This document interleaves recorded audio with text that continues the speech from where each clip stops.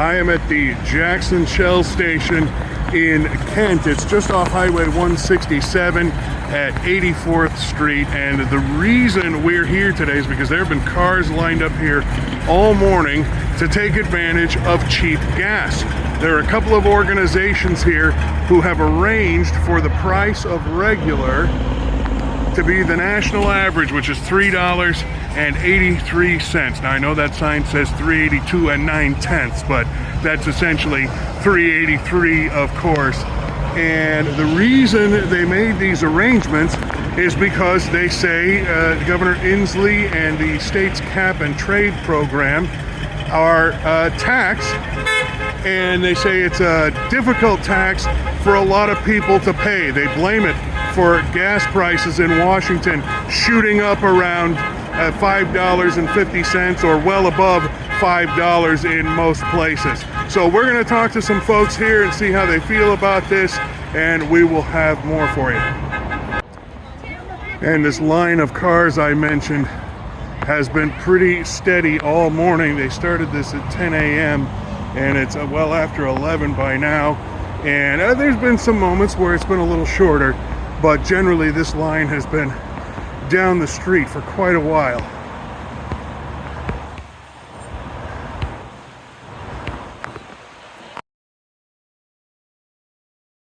This will take you to I just forgot the word. Not an app. What is the word? A petition. There we go. Found it. A petition that you can sign. This to help keep the gas prices low. Okay, cool. Thank you. Against like tax increase. And then this is a cute little. It's like a flashlight, but it's into a little lamp. Oh, thanks. I can believe that because the way the gas prices are, it's just crazy. So I totally get it, how people are coming to get gas. Absolutely. Well, this is Kim Talley. Gotta say, fellow Raiders fan, so glad for that. Kim came from less than a mile away from here, but there's a reason you came out here, isn't it, Kim? Yes, my best friend told me to come and get gas because it was $3.82. I work graveyard shifts, so I should actually be sleeping right now. But you didn't want to miss it. I did not. So I figured, what the heck, I might as well come and do it. So the reason these folks organize this is because they say the governor and the state's cap and trade program, they call it a tax, has really caused the price of gas to go up high. The idea behind it is to reduce carbon pollution. I mean, what's your feeling about that? No comment right now. I just rather not say. Okay, well, let me ask you this then. When gas is not $3.82 a gallon, how does it affect your life? It kind of really doesn't. It takes me about a month and a half to 2 months to use a tank of gas because I only work like less than 2 miles down the street, and I live right over there. Lucky you. Yeah, I am actually fortunate in that aspect. But I know how it affects other people, like my boyfriend.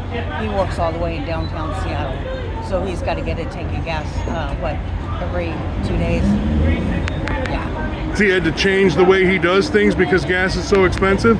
Yeah, we shop differently now just to get the perks on the 10% off, or the 10 cent off on gas.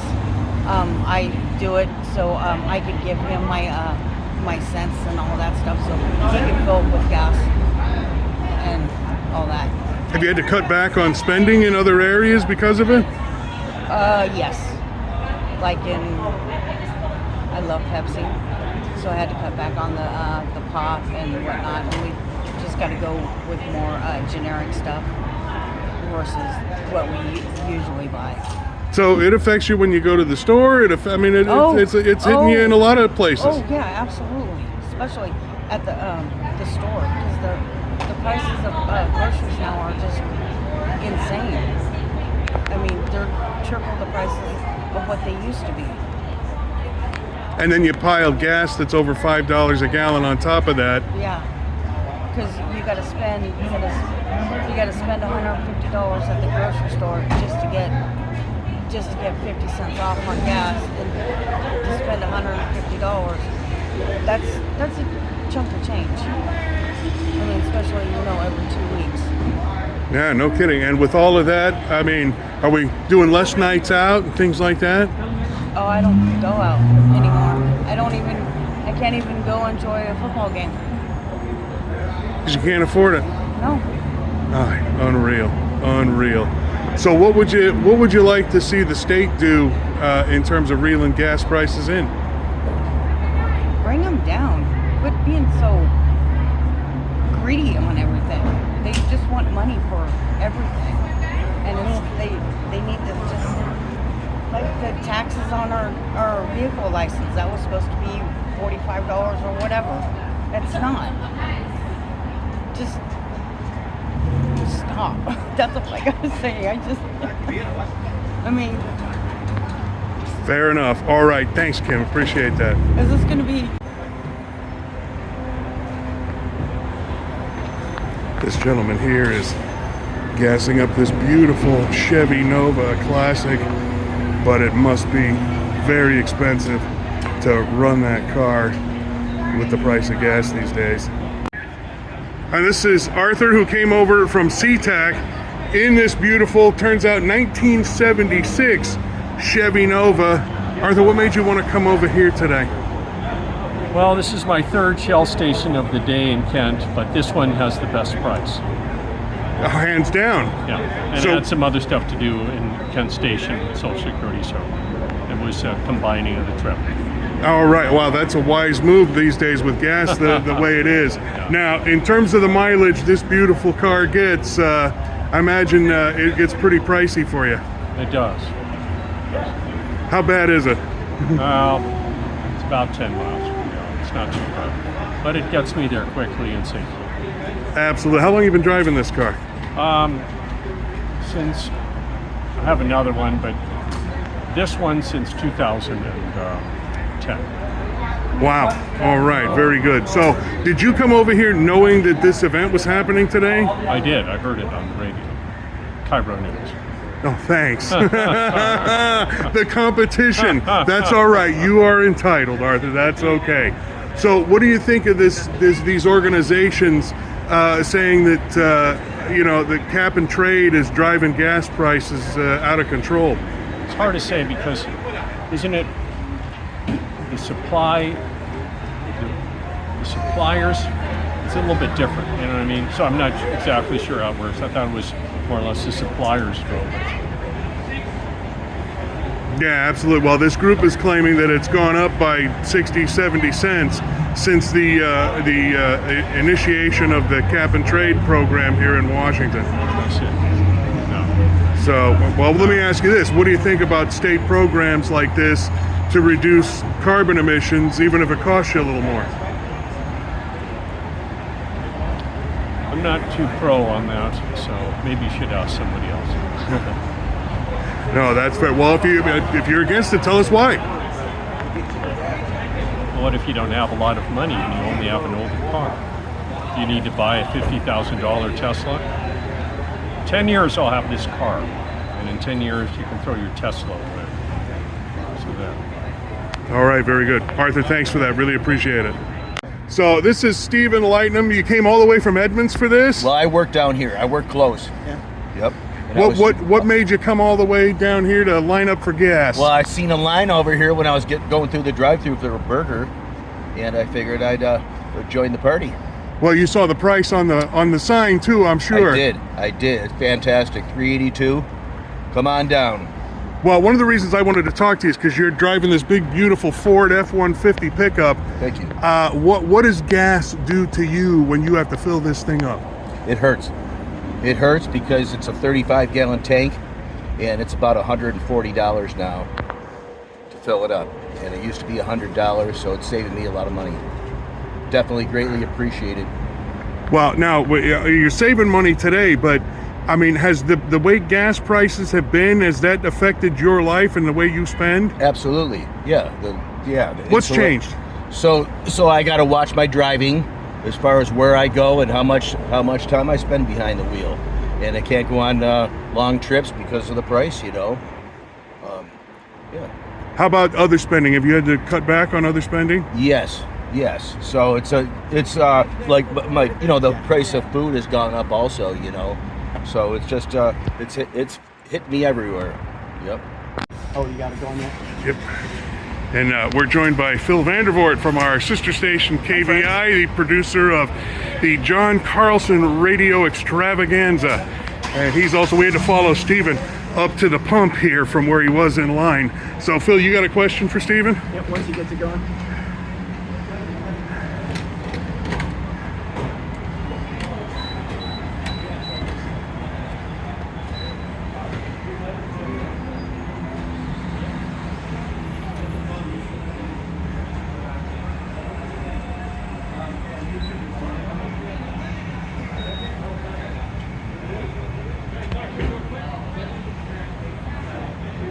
Alrighty. So what would be a reasonable price to pay for gasoline right now? The average, the national average. Okay. It's fair. All right. So how did it get to this point then in Washington? If everyone agrees gas prices are too high, how did we end up here? Well, private enterprise, I believe. They set the prices, so we can only do so much, as consumers. These organizations that are putting this event on are blaming the governor's cap and trade program for carbon pollution reduction. They say the fees that the oil companies have to pay are being passed on at the pump. What do you think about that? Well, there's refineries right up the road there in Anacortes, and there's not refineries in other places where the price of gas is a lot lower, and it is a lot farther away from the refineries, and it just doesn't make sense. We got a refinery right up the road. I understand our gas tax is high, but it doesn't make sense where the price of gas is really high right close next to the refineries, or within 30, 40, 50 miles. The thing these folks are arguing is that on top of the gas tax, now you're paying the cap and trade fees, and that's why we're seeing, as high as like $5.50 a gallon. Yeah. Well, if we need to lower that, then that makes sense too, That's on the governor's shoulders. But yeah, somebody needs to look at that. I don't know a lot about that cap and trade, but there's other people that we elect that do know more. So those folks should be, they should have been on this a lot longer, Our gas is the highest in the country, from what I understand. All true. All right. Thanks, Stephen. Appreciate it. Thank you. And this is Heather Andrews with Americans for Prosperity, and your group's one of the organizers of this event. Yes, Tell us why you wanted to put it on. Yeah, I think there's a lot of Washingtonians that are hurting right now due to the high cost of gas, obviously with it being some of the highest in the nation, comparable to California. And that's hard and difficult. And a lot of people are frustrated, but they don't know what to do. So we're here, number one, to lower the gas to give some people a little bit of a relief, but also to highlight how these bad policies like cap and trade and carbon taxes are leading to the highest prices. And then helping connect them to how they can take action to contact their representatives and tell them this is a failed policy, this isn't working for us, and we need to do something different. When people aren't able to make it and afford to be able to work on a daily basis, they're not able to afford the high cost because of inflation. Everything is costing more right now. Housing, food, it's everything. And they're getting hit from all angles. And so it's important, yes, that we take care of our environment, but we need to do it in a way to where everyday citizens and Washingtonians can get to work and can manage their budgets, just like everyone else. Everyone's expected to do. Unfortunately, government isn't keeping with that promise. A lot of these funds aren't even going towards transportation or roads. They're not. So it's just a very frustrating policy, and we need to find a way to do away with this regressive one that we've got and go to something that will actually be a solution for everybody. Now, you had called cap and trade a bad policy. Why is it a bad policy? I think it's because there's not a lot of science that shows that actually has a good effect on anything, lowering emissions, doing what it's supposed to and intended to do, and that's where it's failing. It hasn't changed anything with anything right now, and it's already been going since 2021. And other than people are paying a lot higher cost at the pump. We lowered the cost. It was $5.17 per gallon. We lowered it to $3.82, and we're just getting the most heart-wrenching stories from individuals talking to us about how these high costs have affected their everyday lives. And I know I've got 4 kids. I understand. And my kids, 2 of them are here today helping volunteer, and they're trying to make a living and trying to go to college and pay for rent, and they can't afford it. And this is why I think we have so many people on the streets as well. I mean, you see the homelessness is rampant everywhere. It's because no one can afford anything, and our government needs to listen to the people and take that into consideration when implementing policies like this. And I know Governor Inslee said it would have a very minimal effect and impact on individuals. But I would say, Governor, that $5.17 a gallon is a huge impact. Huge. Yeah, absolutely. Well, what have some of these folks been saying to you? We've heard it from a couple that are saying, the trade-offs that they're having to make. They can't go on vacation. They can't take their kids to grandma's anymore. And grandma's wants to be visited, but unfortunately they can't make the trip because they can't afford it. They have to choose between going to work every day or going and visiting their family. And that's a sad trade-off to have to make. I've heard from someone who's literally, they're having to live off of rice and beans right now because they can't afford gas. Or the gas is so high that they have to put gas in their truck, and so they've had to go live on rice and beans because it's cheap and they can't afford otherwise. So those are the kind of trade-offs we're seeing. What would your organization like to see in its place?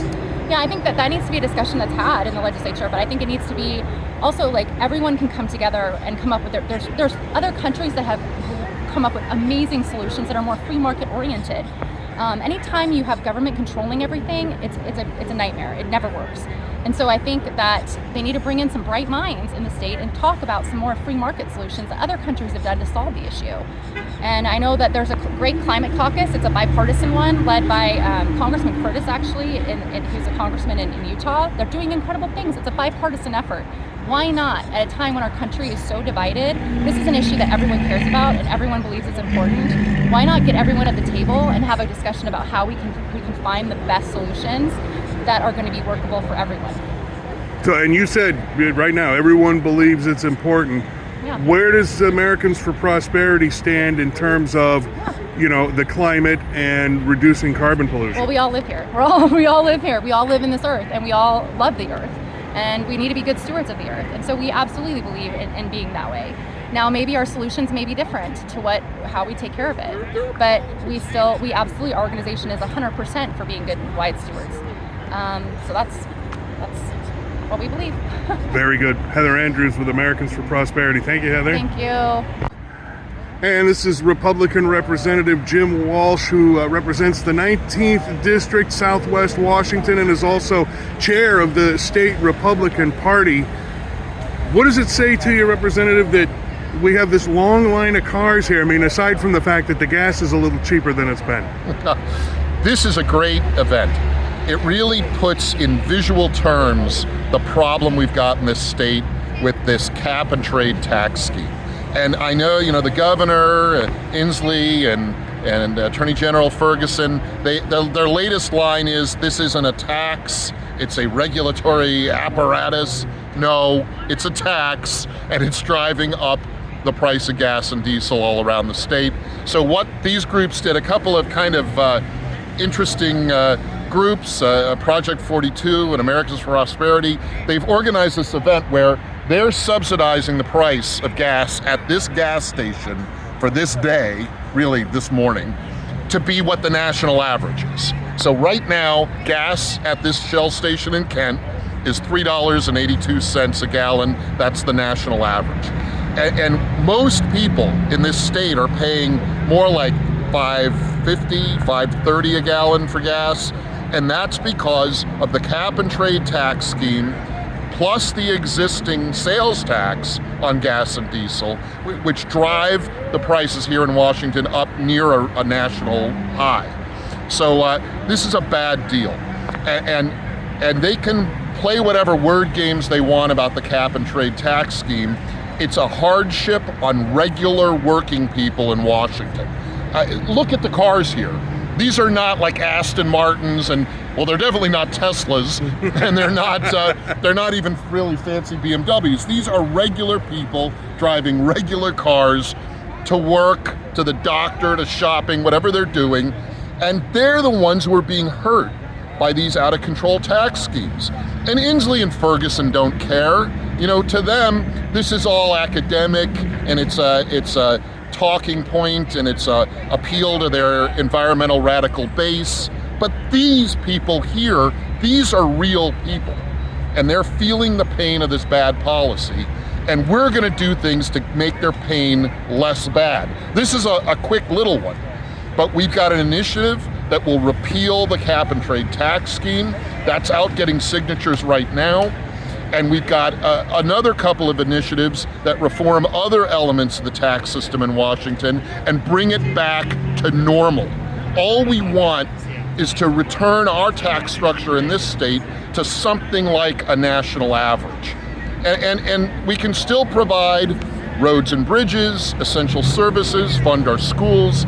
So this kind of extortion that the far left uses, saying if we make taxes normal again, you know, the schools will have their budgets cut, that's false. We can make our tax structure normal, we can rationalize it here in Washington, and we can still do everything we need to do by law and by Constitution. This event proves it.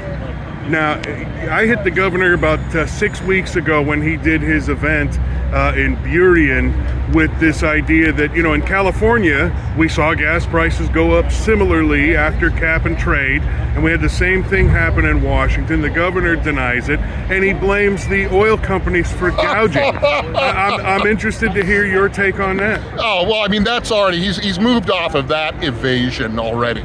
So, you know, the talking point is greedy gas companies, that's already failed. Look, the thing about cap and trade is it doesn't reduce carbon outputs. It doesn't in California, it doesn't in Washington. The scheme doesn't reduce pollution. All it does is sell indulgences like the old church did to allow people to pollute. It's a complete scam. It doesn't reduce carbon outputs. All it does is make working people pay more in taxes. It's a racket. And remember too, the cap and trade tax portion of your $5.50 a gallon gas is not bound by the 18th Amendment to the Washington State Constitution. So that money doesn't have to be spent on roads and bridges and ferries. That can go into the general fund and get spent on whatever crony capitalist pet projects the legislature and the governor and all the rest of them decide. So, I mean, the least we could do is restrict this new tax to roads and bridges. But we're not even doing that. It's going into the black hole. It's a terrible deal. In my opinion, the best response is just repeal it. Repeal the cap and trade tax scheme.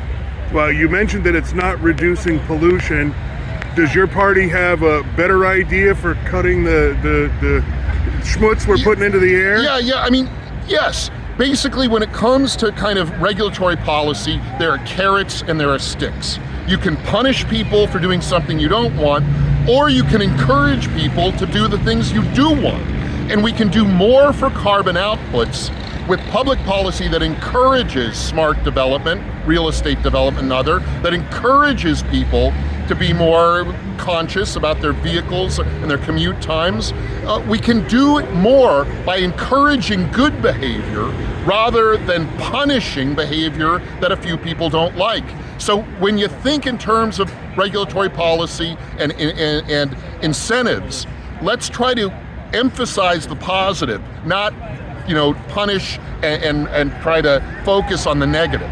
And I think we can do more for carbon outputs doing that. Think about smarter real estate development, smarter housing development, smarter use of vehicles, I grant you. But these tax schemes, they're not smart. They're lazy and they're just bad for regular working people. Now, you mentioned that there's a signature drive for the initiative to repeal cap and trade. How would you gauge how the signature drive is going so far? Well, we've struggled lately. The initiatives haven't gotten as much traction as they've done, in the past. So I think this time, because of gas prices being so high, we are going to see more traction on that one. There are a couple of other good reform initiatives too that are getting better traction. And the groups supporting the initiatives are learning. They're getting better at how they're going about gathering signatures, and I think you're going to see more success this year than in the last couple. Well, if that particular initiative makes it to the ballot, when can we expect to see it? It's an initiative to the legislature, so Okay. it's out for signatures until December 31st of this year. They say December 15th because they need time to collect their petitions at the end. But through the end of this calendar year, then it goes to the legislature, if it qualifies, it goes to the legislature as a bill. And if the legislature doesn't pass the bill, then it goes to the people for a vote, and that would be in the general election of 2024. So it's a long process, but if it works, it would get to the people by November election in 2024.